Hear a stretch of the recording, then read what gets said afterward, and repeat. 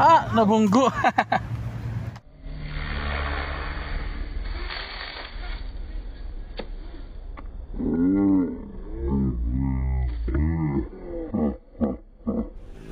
Good morning. So, palipad day na naman. Saturday holiday. Blue Sky RS4, Blue Sky RS4 Venom, and there's more. Sir Patrick,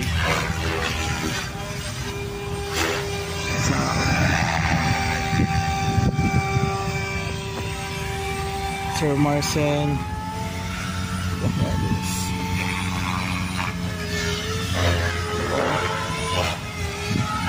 Unbox na natin tong Blue Sky S1.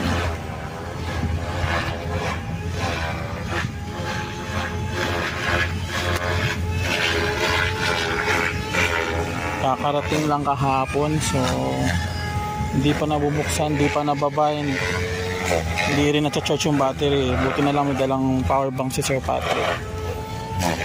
Cha-charge na lang natin mamaya para ma-made in na rin.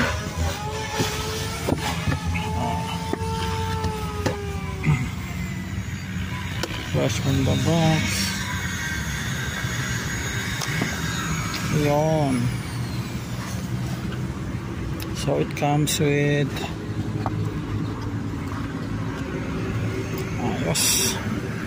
Blue Sky. So same design sa RS4 with 300 mAh battery, 2S. Yan. Napakaliit na lang. So dual direct drive motors. Yan. May din natin mamaya. Check natin.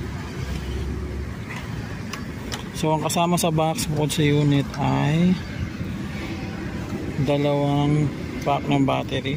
Yan. 300 mAh 2S. Dito yung isa. And of course yung manual. So then spare screw, tsaka zip tie, tsaka adapter ng charger. So hindi siya tulad sa S2 may spare parts. Ito walang kasamang spare parts. Okay lang, mura lang naman siya. Tsaka ito pa rin, Bluetooth module para makapag set up ka gamit ang mobile app. So ayun lang, charge muna tayo tapos may natin mamaya. A few moments later. Okay, so kakabind lang, test agad natin kung maayos ang lipad nitong S1. Ganda na feel. Yun ang panahon.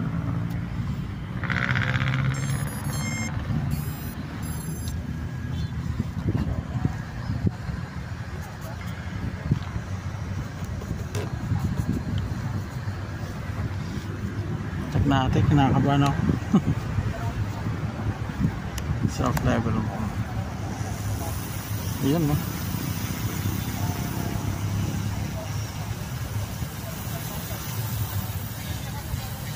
May drift ng onti sa kanan, so konting level.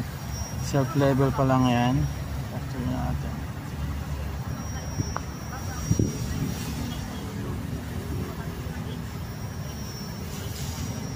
Telemetry lost.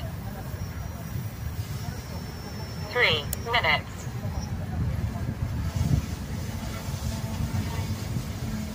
And then up to ayos. Liit lang.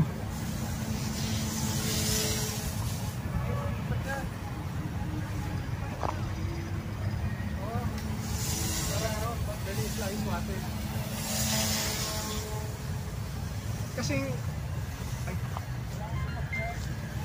ayos din.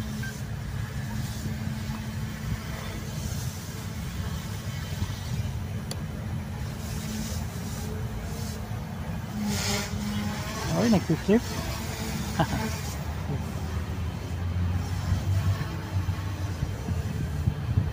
Kita tayo lahat dito, sir. Nice. Kita tayo lahat. Oo. 360. Ano ba yun? Ganda, nakapag-inverted na. 2 minutes. Late lang.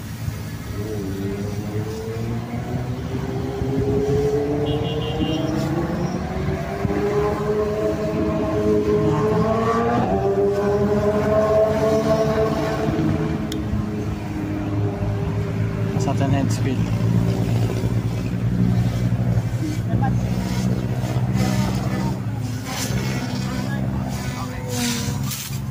Ah, nabunggo. Ba't yan? Tank build to eh. Tuloy. Nabunggo sa puno. Okay, pwede yan.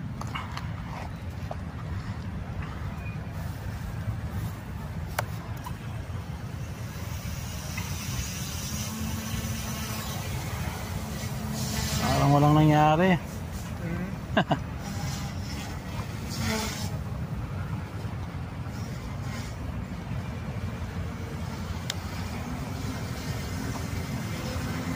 Ganda.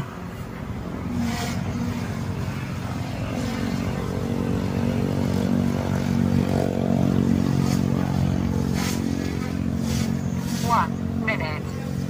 1 minute pa lang.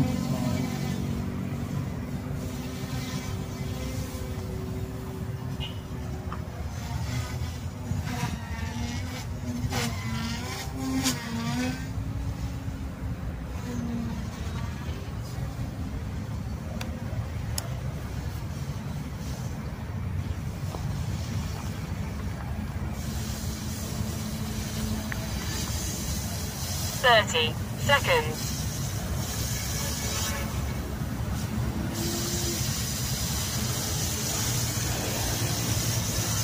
20 seconds.